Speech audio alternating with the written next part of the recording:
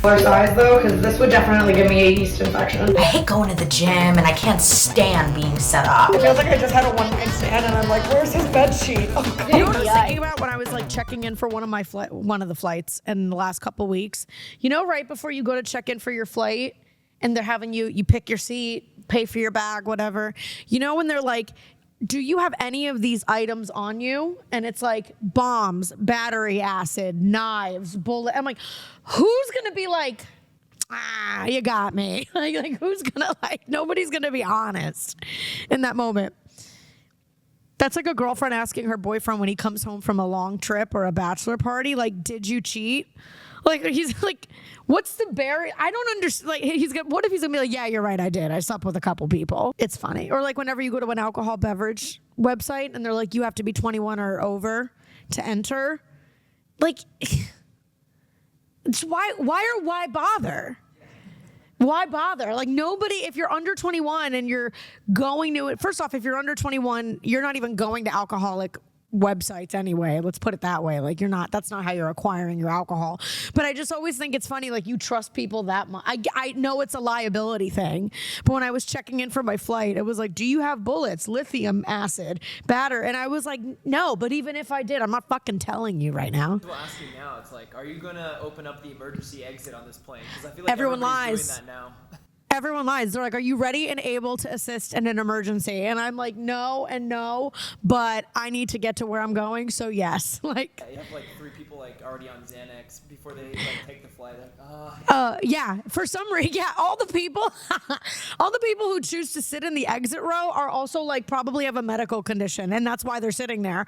Like they're like, I have bad circulation, I have diabetes, I pee a lot. They're sitting in the exit row because they need comfort, because they're not in a position to help in an emergency. And then you're walking up to them and you're like, hey, you sir, who's clearly has both types of diabetes and is breathing with his mouth open, erectile dysfunction, and looks like he's 2 steps from death, are you able to help in an emergency? And he's like, well, aren't they? Yeah, you're supposed to help people out. That's also the position. You don't just open the door. You have to. You're like, what is this? Like a community manager or like what are those? A bouncer? No. To like the sky? What are those called? Like the safety. Like safety coordinators. Yeah, like you're the one that's like helping everybody get off, helping the elderly. You have to have a level of delulu to sit in the exit row on a plane then. Or you just, but I don't think that's what it is. I think all of us are just like, this was the cheapest seat I could get on this flight, or I need extra leg room because I can't feel my feet. Yeah, I mean, also this is America. People are not going to like stay and help other people out. They're jumping right off of that airplane. No, I have the least amount of faith that I have in humanity when I'm at an airport ready to catch a flight, or at any stage in the travel process. Like, you look around and you see how tense everybody is, and they're so ready and willing to not assist, but like ready and willing to fight. And you're like, oh, this is the apocalypse. Like, if the world ended, we're not going to have each other's backs, like, at all. Like, all it takes is somebody cutting you in line to pull your bag out from the compartment, and like people are ready to like cut each other. It's crazy. Maybe like 17 boarding classes to get on. Yeah. I had probably the worst travel weekend of my life. I went to Memphis. I did the Memphis Comedy Festival, Good Vibes Comedy Festival. It was fun, though I'm okay if I never go back to Memphis ever again. No shade, but I'm okay. I've been there twice in 6 months and we're good there. I would like to say, though, it is a feat that I came back from Memphis and I survived. Because that is the number one, like, most murdery place, murder capital of the country. There's like, look at Dro's face. There's one murder like a day minimum. And like everybody I know who lives there is like, yeah, you haven't really lived in Memphis until your car's been broken into. So the fact that I came back alive is a win. Even though during some of my shows, I was like, I hope I die. Or I'm going to walk into the Mississippi River. But I had the worst travel weekend ever. And I didn't fly Spirit. I didn't. I had self-respect and I flew American. Proud to be an American. And on Friday, I had a connecting flight from Charlotte to Memphis. I was supposed to be 1 hour. I was supposed to land before 4 o'clock. I landed at 7:30. I almost missed both of my flights that night. We got on the plane, fully boarded, and they announced that the tire needed to be changed. And we're like, why wouldn't you change this before you board the plane? But like, okay. So they're like, it's unsafe to change it while everyone's on the plane, deplane, whatever. It'll be about an hour, but also it might be less and we'll leave you. So like, stay in the area. So you're like, this is all fucked, like completely. So I go, I get a drink and food and I come back. We get back on the plane. 30 minutes goes by, no movement. Air's off on the plane, by the way. And it's like 500 degrees on this plane. And I'm sitting in the back. So I could just, sitting in the back of a plane is like eating the ass of the plane, honestly. Like it's not good. And 30 minutes go by, we don't hear anything. The poor flight attendant comes on the speaker and she's like, hi, we don't know where the pilot is. And we're like, what? And she's like, yeah, the pilots got rerouted from Asheville to Charlotte or something, and they technically got to the airport at 3. It's now like 4:30, 4:45. And they're like, we don't know where the pilot is. I'm like, okay, great. Another 20 minutes comes by, pilot makes it to the plane. Then they're like, okay, the pilot's here. We don't have a captain. I'm not making any of this up. I'm like, is this Squid Games? Like, what? And this is some Spirit Airlines shit getting pulled on an American Airlines flight. So now everyone's on this plane that's 500 degrees for like over an hour. We're like beyond delayed. Another 30 minutes goes by and they're like, all right, everybody, we got a pilot, we got a captain, and we got a tire. We're out of fuel. I'm not making any of this up. I'm like, do you guys... It felt like, you know, when you're trying to break up with somebody, you just keep doing things that are like impossible for them to stay with you. Like, I was like, do you guys want us to go? Like, do you not want to fly this plane? Basically, another 30 minutes, 40 minutes goes by. They change the fuel. People are ready to kill each other because it's like so hot on the plane. They can't turn the air on because they're trying to preserve the fuel. We're so delayed. It's a full flight. There's a screaming baby. There's like a bachelorette party. And I was like, this is a true test. I think this is a test from the government to see who is or could be a terrorist. Like, I think, because they set us up with so many factors to cause and create violence. You know what I mean? Like, people were literally ready to like, anyways. So I made it to Memphis.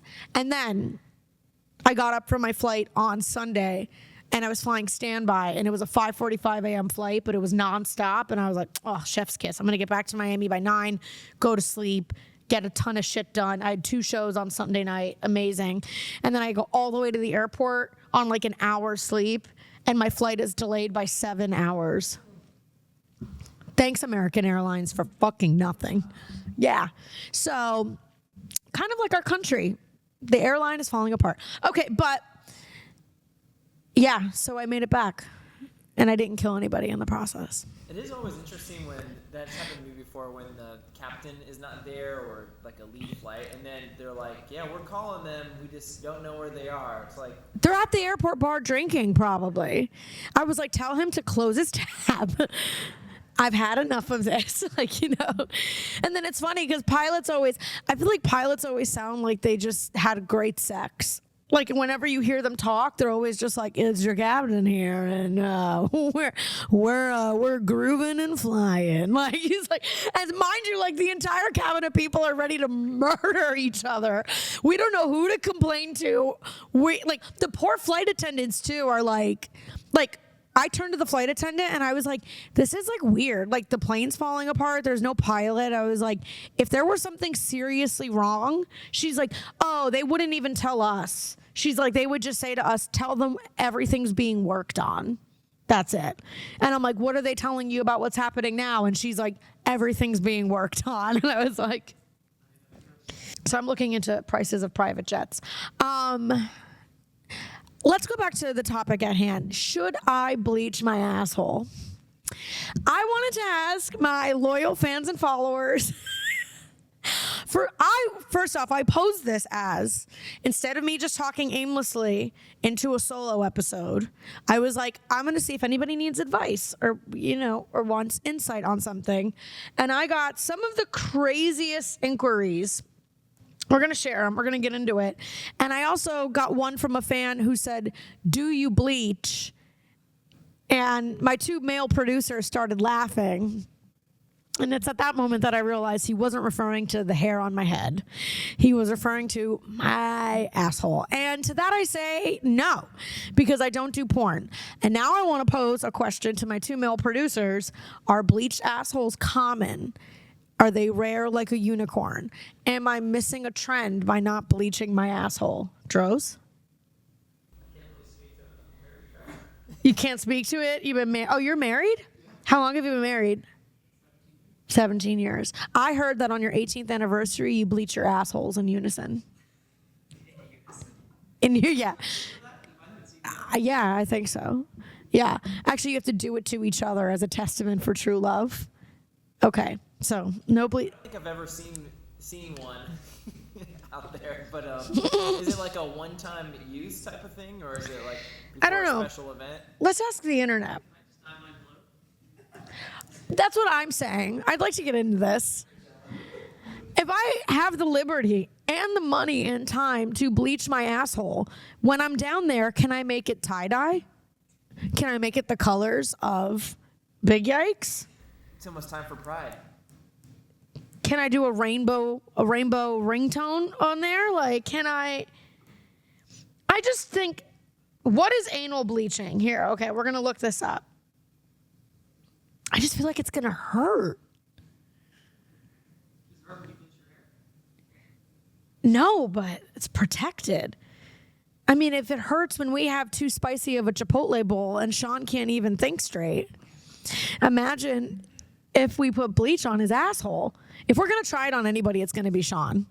And then the next episode, we're going to see how it looks and feels. We're going to FaceTime his girlfriend in Italy.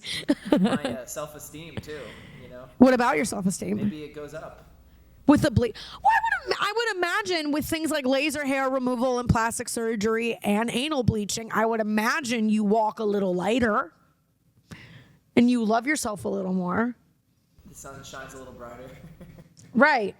Well, it's the same. I mean, the only time I've seen bleached assholes is in porn. And I do remember thinking, wow, that's a really clean asshole. And now we know why. Because it's bleached. I don't think I've ever seen businesses advertise for it. Is that like a secret menu? Yeah, who does this? You gotta ask for it, you know? Or do you hire a cleaning lady and you're like, I have like... Leave some bleach on the table. Leave some bleach on the table. I'll pay you an extra $100 if you can get in there. Okay, bleaching your asshole is a term people use to describe cosmetic procedures that lighten the skin around the anus. Okay, so we're not cleaning. We're literally... It's the flesh. That's why I'm saying. This is hair. Yes. Okay, I'm gonna wrap this up because I could go on for hours about this topic. Keep it rolling. And also, it's like who thought of it? You know, like probably a porn star, I would have to think, or someone really obsessed with eating ass or something. I don't really know. Is it safe? Infection, skin damage, permanent skin discoloration. Okay. It can be uncomfortable, but it's unlikely to be painful. Stinging, burning. Nice. Okay. In conclusion, I'm not going to do it, basically. But that was a crazy question, and I'm upset that fans... Probably do it just to give you your own insight. All of a sudden, this is like a Try Guys podcast. I'm just upset that this guy snuck that question in on the Instagram Live for free. Go pay money to ask me that shit. Or see it on OnlyFans. Okay. All right, let me answer some questions so this doesn't go on for too long. Sean laughs at all the crazy shit I says, and you can tell that Dros is a married man and a husband and a father because he looks at me with deep concern over the shit that I say. Okay. I asked if anybody had going anything on in their life and wanted bad advice from somebody, meaning myself. Okay. Montana Forever 2022. Don't have time to get laid because I'm a single parent. Okay, so is your problem that you don't have time to get laid, or is your problem that you have kids? I don't know which one. You should ask yourself that. Don't have time to get laid because I'm a single parent. Okay. I mean, being a parent is the biggest, most important job in the world. Very busy. I'm sure your personal time gets zapped when those little fuckers arrive, right, Dros? That's right. This guy says he doesn't have time to get laid because he's a single parent. Hire a babysitter? I don't know. Do you have family members that can watch the kids? How much time does it take you to get laid? That's the most important question. So you don't have anybody in rotation or anybody on a roster? Because if you have somebody in rotation or on a roster, then I imagine, unless your whole family's dead, it's easy to just find somebody to watch the kid. Or just blindfold them and lock them in a closet. That's good parenting, right? Yeah, Dros is nodding. Okay, Susie. But I assume, okay, so I'm assuming you don't have time to get laid, meaning you're very single. So you would have to, theoretically put in more time and energy in order to get punani. Don't have time to get laid because I don't know. I don't know. What's more important to you, puss or your kid? I don't know. You have to ask yourself this question. Just get a babysitter on TaskRabbit. Or get a sugar baby, right? And then you could be like, you have to watch the kid, but then you can pay me or I'll pay you in this dick or something, you know? I think that's a 2-for-1. Just get a young girl, legal, but like young, and be like, you have to babysit. Then that turns into a porno because now you're the single hot dad. Well, I don't know if you're hot. You're from Montana. You're probably not, but you're single hot dad. And now you're fucking the very legal babysitter. And now it's 2-for-1 because you have someone to watch your kid and you're getting off. Thank you. I agree. Next question. You put these questions online and somebody wrote that in? Yeah, my followers are batshit crazy, and that's why we love them here. Somebody else said, Jimbalaya 21, I'm too average in everything. I'm sorry. Ooh. Height, weight, class status, and penis. Help. Average height, average weight, average class status, and average penis. Well, okay. This episode is sponsored by Blue Chew. No, I'm kidding. Okay, well, listen. Some of this is changeable and some of this isn't. You can't change your height. God knows I've tried. You can't change your height, right? You can change your weight. So if you're average weight, I guess that means that you could afford to lose weight. Some of this stuff is changeable, right? So you can lose weight. Do penis enlargement things help? Is that like proven to help? Okay. Sean's Italian. He doesn't need help. So I don't know if the enlargement things help. What I will say about penises, we've discussed them quite a bit on Big Yikes with a lot of the male comics. Surprise, surprise. Every episode, dicks come up with the comedians. I will say that it's not. I think average penis is pretty good, right? Like that's where you want to be. Because not everybody likes a monster. Not everyone wants a hammer. Not everyone wants Drake. Some people want Pee Wee Herman, and that's okay. So I also think you're overthinking the penis thing. Just make sure you know what to do with the penis. And class status, I guess how much money you make or where you're at in society. First off, it's 2024. Inflation is real. Everyone's middle class. We're all lower to middle class. Everyone is, even rich people. Average, exactly. Average is good. Average is good, though average in 2024 is bad for all of us because the dollar means nothing and the boomers fucked up the economy and we're giving money to other countries while ours is falling apart. I digress. But yeah, like everybody's average. Like if what rich was 10 years ago is average now. Like I take Ubers everywhere and I get picked up by men in Mercedes Benzes and Teslas that are Ubering to pay for the Benzes and Teslas. So it's hard out here for all of us. I think you're overthinking everything, and I think the most average thing about you is your fucking attitude, Jimbalaya 21. Next question. Okay. Just kidding. Thank you for supporting me. Sensei ain't so Brandon. Oh, Brandon. I know him. Hi, Brandon. Sometimes I have a hard time sleeping. By the way, when are you coming to New York? Miss you, Brittany. Miss you too. New York in June. And then spending more time there from the summer onward.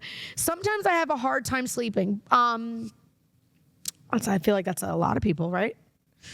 Have you tried jerking off? That's usually... I usually knock out after I rub one out, but it can't be a gamble because then sometimes I rub one out and I wake up and I'm like, let's go at like midnight. It just depends. But I feel like it's more exhausting for men because there's an ejaculation. So usually you guys are like, dead to, that's when you can usually steal money from a man, is right post ejaculation, because he's really tired and emptied out, and you're like, babe, what's your credit card number? And he's like, 274, like, you know, or that's when you can get him to do anything. You can get him to post you can get him to say I love you, anything. Everybody has a hard time sleeping. I would say masturbate if that's not your thing or that's not working. Have you tried a warm glass of milk? That's always a good go-to. Have you tried running a couple laps around the block? Have you tried banging your head lightly but hard enough into the wall and then giving yourself a concussion?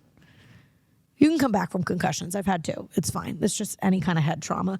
Have you tried Benadryl? Have you tried melatonin? Have you tried listening to Joe Biden talk about literally anything? Have you tried listening to Taylor Swift's new album? It's pretty bad. It's pretty boring. The Swifties are going to come for me on this podcast, and I'm ready. Have you tried hypnotism? Chamomile tea. Have you tried eating a really heavy meal? That'll either knock you out or you'll fart so excessively it'll tire you out. Either or. Have you tried a hot shower? Have you tried a hot bath? Epsom salt. Epsom salt's always good, relaxes the body. What am I missing? NyQuil. Nobody uses that shit for a cold. We use that to sleep. Melatonin makes me crazy. It doesn't put me to sleep. It just numbs my whole body. Have you tried having someone breastfeed you? Have you tried being rocked? Have you tried going in the trunk or back seat? Okay, well, the back seat of someone's car and having them drive you around for 30 minutes. I'm firing on all cylinders now. I don't know what else would put somebody to sleep. Just scrolling away on the internet forever. Scrolling away on the internet forever. Have you tried having someone try to sell you on a timeshare? Pretty boring. Infomercials. Merry-go-round. Have you just tried reading? Reading just kind of sucks sometimes. Exactly. Have you tried listening to me on a solo episode of my podcast? No, I'm kidding. Okay. Next question. Abby Ballin, we love her here. Should I mercy kill my mom? What? I think Abby's asking a mercy kill. I guess that's taking somebody out of their misery. My answer is, I think this is good intent, bad move is what I'm going to good. I think the intention is here. You want to take her out of her suffering, and you don't, because as your parents get older, it's sometimes watching people get old and die and lose their mind. So that could be hard. That's a lot of pain on a lot of levels. I would say this. I don't know the relationship you have with your mom, but I would say if you are going to mercy kill her, get consent first. Right? You could do that legally. That's like all in what? Canada, I think. They have in Vermont? Those suicide pods. Okay, yeah. Well, they also have that in wills and stuff too, right? Like it's like somebody's like a power of attorney and they get to decide, and you tell them like, keep me there until the very last second, or you can tell them like, hey, you have full discretion if I'm suffering, just pull the plug. Okay, I'm not a lawyer, but yeah. Do not resuscitate, exactly. So I would say, just ask mom first, and if mom isn't in the shape to answer, ask the people around. Just give the heads up to the people around her. I'm being facetious when I say this, just so it doesn't turn into a murder investigation that could ruin your life. So the immediate people around her are like, we knew this was coming, and then nobody rats you out and you don't go to jail. That's as best of an answer as I can give for this. If I tried to mercy kill my stubborn Italian mom, she would come back in the afterlife and fucking ruin me. I'm pretty sure. Sean met her, he knows. Yeah. Okay. We're almost done. That one was dark. I love you, Abby. Thanks for submitting that. Jeff Barron, 831. I asked for advice on problems, and he said, you won't go out with me. Sad face. I will maybe stop using emojis, and I'll go out with you. I'm not going to go out with... I don't want to go out with anybody. I want to die alone. I came to terms with that. I want to die alone. I want to mercy kill my sex life. I do. I don't want to do it. I'm unavailable. I'm unavailable. I do want to share this and then we'll close this out. I'm unavailable. I hooked up with somebody this weekend. It's a comic. I've known him since like New York. We go way back. We were at this festival together. One thing leads to another. I realized I am the emotionally unavailable one. In this crazy turn of events, you know why I knew? This is not the first time that after a hookup, I kick him out of the room. Like, remember back in the day on Sex and the City, you would see them do that to the women, and Carrie would be like walking in the street like, I just wanted to be treated like a decent human being, and I didn't even need to be cuddled that long. I just wanted some pillow talk. Is that too much for a girl to ask? Oh. And then like a big puddle splashes her on her coat, and she goes retail shopping and spends $5,000. You know, Sex and the City. Dros gets it. And it's...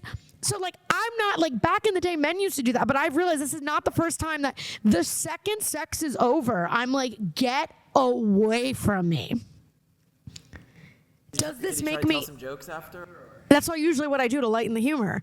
I just start cracking jokes like a fucking cruise ship comic or like a fucking musician.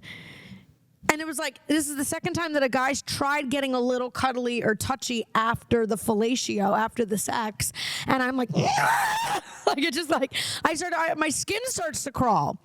I think I've experienced so many fuckboys, I've become the fuckboy. The fuckboy is inside the house.